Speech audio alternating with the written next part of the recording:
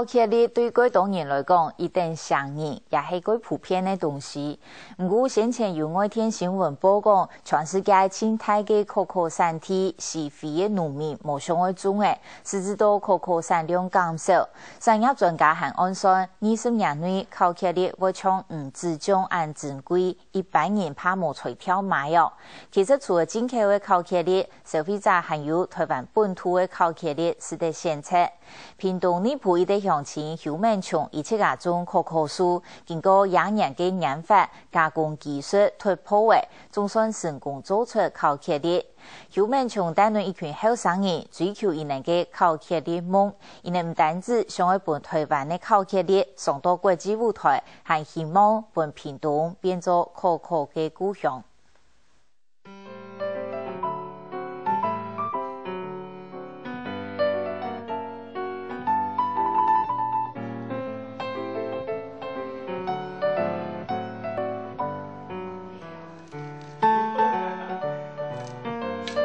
从烤茄粒转1000年来，变到我嘅淡水成本经验，也还会限制一期的烤茄粒天天的用客，三轮多无其地位，等其人嘅过后剥下来，一粒一粒大本人幸福感受的烤茄粒就完成呢。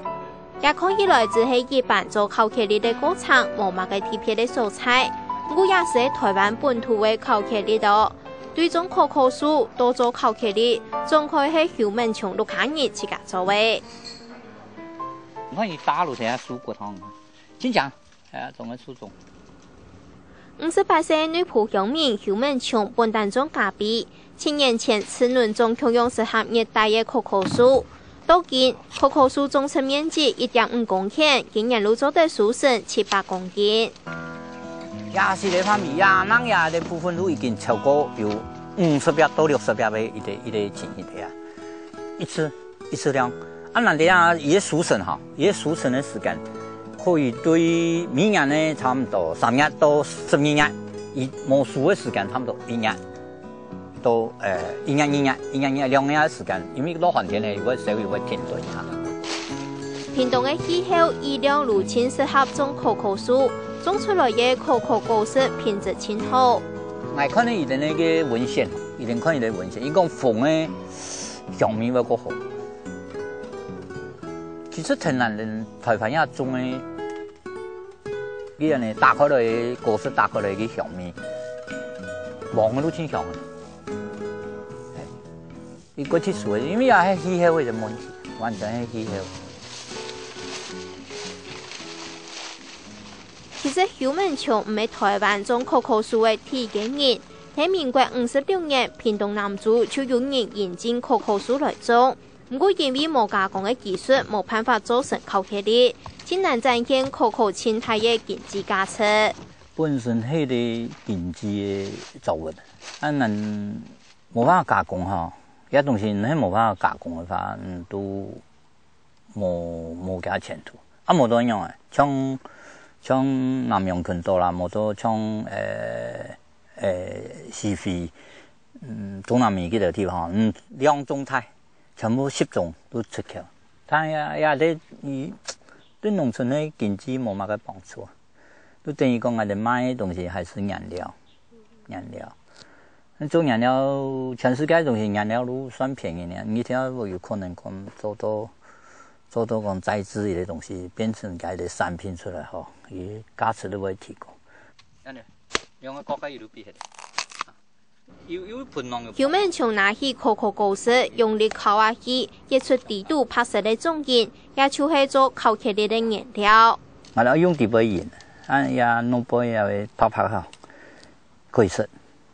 是把参散，你泰国那个山竹，做以发酵的一种的糖分啊。因为有糖，也会发酵。种可可其实唔困难，不过做出烤茄粒，是本面加工技术也是艰难突破。喺台湾还冇农民有做烤茄粒的技术，国内企业如系进口烤茄粒转加工。邱敏琼做得对可可采收、发酵、洗澡都安面，体面本烤茄粒成品，做得讲系台湾第一个人。伊用了7年的时间研究可可，来ye每夜也谈论共行研发。那也含消息朋友共下加入台湾巧克力的制作团队。是幾多困難呢？因為我哋做係台灣第一個做的，之前完全冇人提做嘅巧克力嘅經驗，所以我哋從巧克力都做成從可可到做成巧克力，完全是我們自己摸索。然後因為台灣沒有任何文獻，所以我們就是從零開始摸索起來的。最大突破係睇研磨，伊個 YouTube， 也記喺 YouTube 也地方嗰陣，讓錢也在記喺錢的好久啊嘛，花喺錢度嘅精神，好人力還有錢嚟嘅，係。也係目前最大啊之後就係調紋加工，也嘛算好難嘅地方。從零開始，經過千度嘅困難。按你記了細細嘅拍巧克力，還過係真難做。我先對可可豆底杯淬出可可汁，但將係愛囤可可汁同副原料融合，做成拍巧克力專利一個步驟，從研發嚟3年研究。我哋對做多件家差唔多做咗3年咧，失敗嘅地方已經算唔清楚嘅，因為做失敗有多係，也白巧克力嘅伊個副產品的價值較高，大部分用喺摕個保養品同化妝品上面。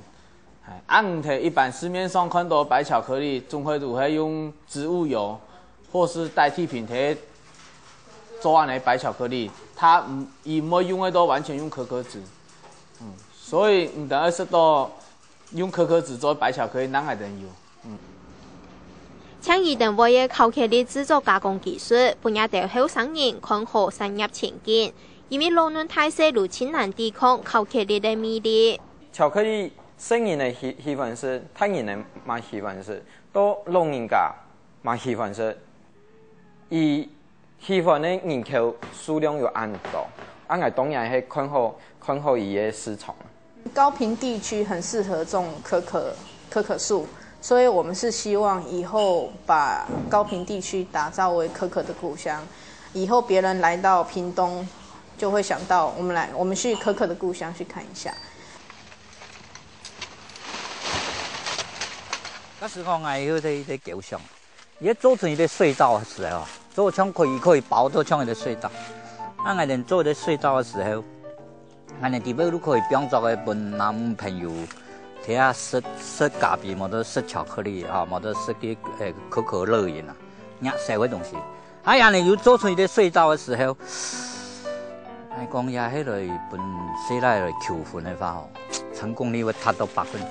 哈哈，好。巧克力有清淡嘅味道，甜甜嘅味絲，本人充滿了幸福嘅感受。有們從大嫩也的後生人用下咗巧克力的夢想，希望同屏東變做可可的故鄉，一個充滿幸福甜美的色彩。